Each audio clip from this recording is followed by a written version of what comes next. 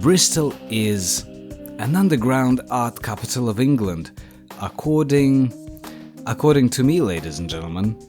Being a massive fan of Portishead and Massive Attack, two cult bands from Bristol, those bands alone make me want to nominate the city as the capital of trip-hop.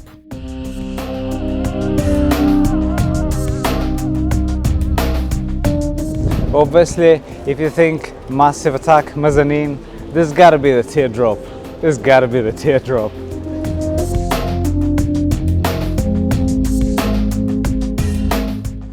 But in all seriousness, the place is so vibrant and the list of bands that it produced is incredible. And it's growing too, because the vibrant spirit of the place makes people be more creative.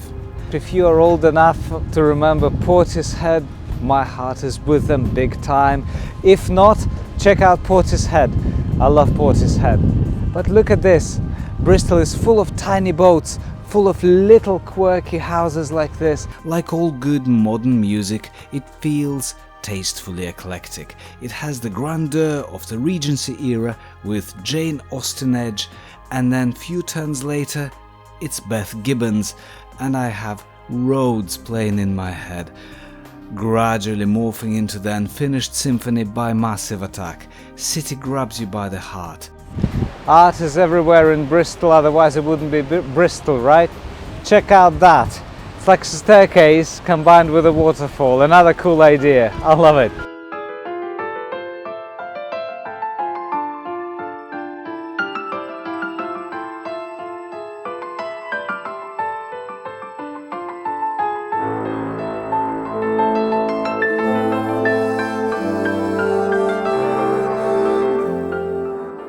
One moment when you say Bristol, you think of raves and you think of drum and bass and you think of parties and craziness that happens there. And then next moment you turn into a little courtyard like this and suddenly you're in the midst of the Regency terraces and it feels like you're in Bath. Look at the variety of colors that you have. You have pink.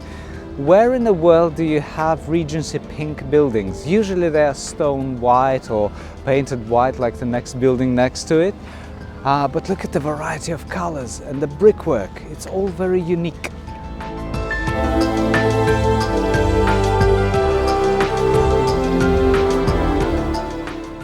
Cobbled streets, a very usual scene for those who live in Europe and in England. For those who don't, the experience of driving on the cobbled street is a bit like you don't have tires at all.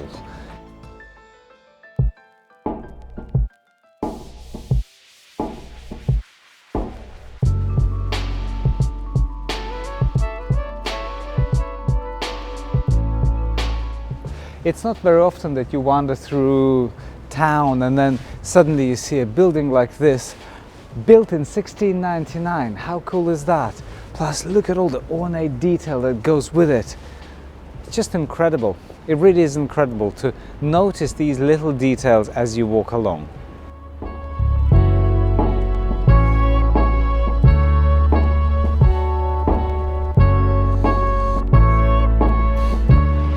The latest king of controversy of the art world comes from Bristol.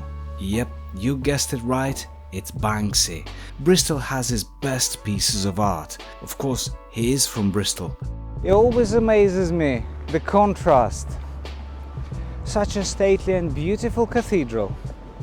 And now we're about to see the modern Banksy. One of my aunts said, anticipation is everything.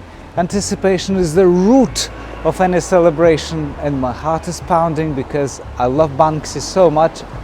I'm in great anticipation to see it. It's just going to be right here around the corner. We're almost there.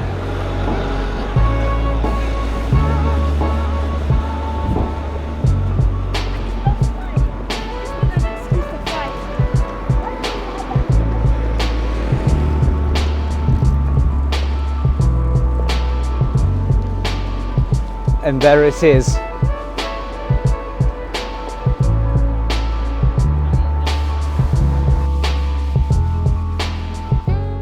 Well, there we have it, Bristol wouldn't be Bristol without Banksy. He even visited our hometown, making a piece dedicated to Oscar Wilde when a lot of ambiguity was happening around uncertain plans over Reading Prison, where this piece was produced. In all honesty, I did not think that this would ever happen, but it did happen. Banksy himself visited Reading, and look at this unprecedented, fantastic artwork.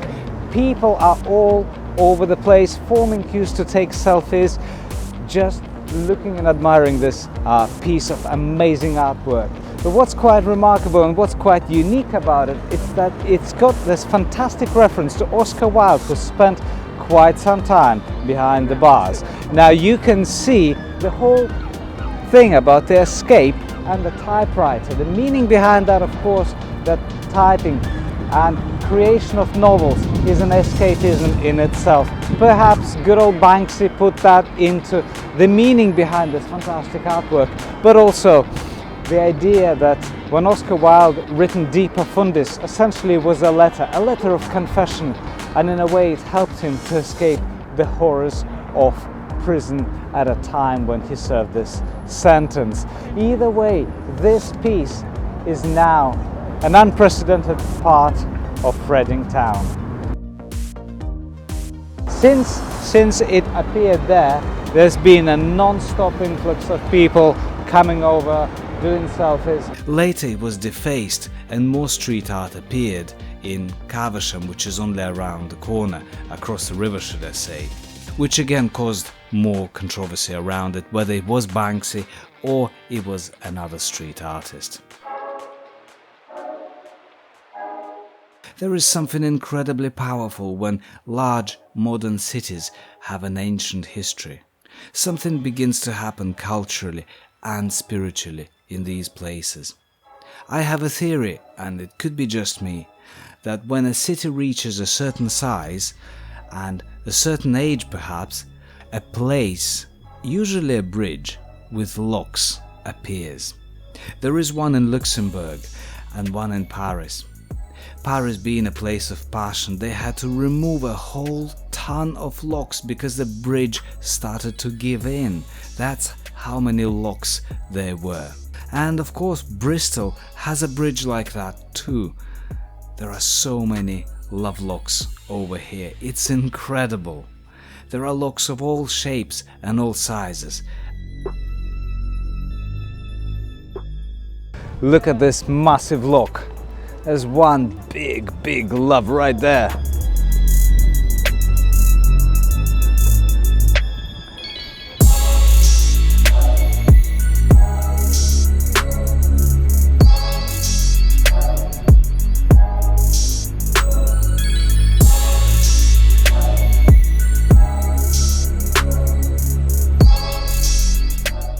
There are many modern areas of the city with a twist of culture, of course.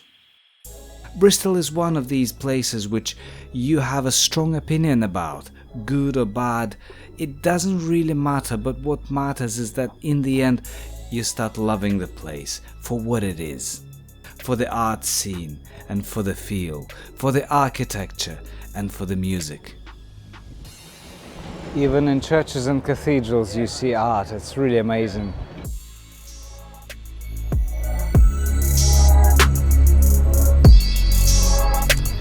Bristol to me will always be its boats and will always be this wonderful, edgy environment like this. I absolutely love boats, and look at that one, solitaire. There's something about this place. Stay tuned, stay safe and listen to the music. And of course, subscribe to my channel. Until next week, next Thursday, I shall see you then. Bye bye.